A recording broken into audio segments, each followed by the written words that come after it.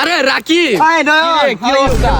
এই তো ভালো আছি আলহামদুলিল্লাহ। তুই কই মানে দেখলাম না তোর কত। আরে দেশ থেকে আসলাম আর কি, কালকে আসলাম আর কি। বিদেশ থেকে হ্যাঁ, বিদেশ থেকে কোন দেশে কোন দেশে? আর তুই জানোস না ইউকেতে আসছিলাম তো। বাহ আরে ইউকে বেটা। আসলে তো ড্রেস আপ দেখে বুঝাই দিতেছি ইউকে। আচ্ছা ভালো একটা। তুই চেহারার মধ্যে কি জানি এটা ঝাপসা ঝাপসা লাগতেছে, কারণটা কি? ও একটু চিন্তিত আর কি। নয়ন আসলে ওই যে আমি তো জানোস পড়ালেখা ভালো, ডাক্তার হলেন, আমার ডাক্তার হলেন ক্লোজ ফিলোসফি, তারপরে এইসব নিয়ে সব ধরনের ক্লোজ।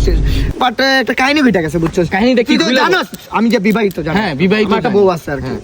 বউটা মানে আমি বাংলাদেশে, ঠিক আছে, 2 বছর হ্যাঁ। বিয়ে কইরা পরের দিন চলে গেলাম, ঠিক আছে। হ্যাঁ হ্যাঁ 2 বছর পরে আসলাম। হ্যাঁ। তারপর হঠাৎ একদিন ফোন দিয়ে বললো আমার বউ নাকি প্রেগনেন্ট। মানে কি মানে বুঝতেছি না আর কি। মানে এই ফিলোসফিটা আমি মিলাইতে পারতাছি না। মানে এআই এআই এআই মনে হয় এখন তো জেনারেশনটা এআই। মানে আমি সব ধরনের ক্লাস করছি বাট এই ক্লাসটা আমি পাইতেছি না। এই যে এরিস্টটল হ্যাঁ। এরিস্টটলের 2 নম্বর ক্লাস আমি নিজে করাইছি। বাহ, বাহ। আর একটা জিনিস আচমকা ঘইটা গেল। কি? তুই তো জানো যে গার্লফ্রেন্ড দেশের গার্লফ্রেন্ড। ও দেশের গার্লফ্রেন্ড। হ্যাঁ দেশের গার্লফ্রেন্ডটার কথা। ও গার্লফ্রেন্ড সেম টাইম প্রেগন্যান্ট ভাই।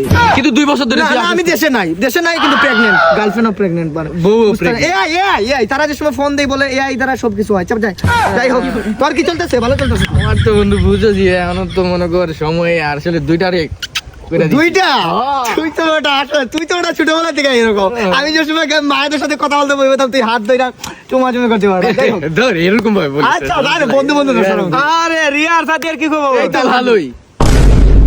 আরে বেটা ধর, ও আমার বউর কথা বলছে। এই বেটা আমার গার্লফ্রেন্ডের কথা বলছিস না তুই? রিয়ার ওই কি কি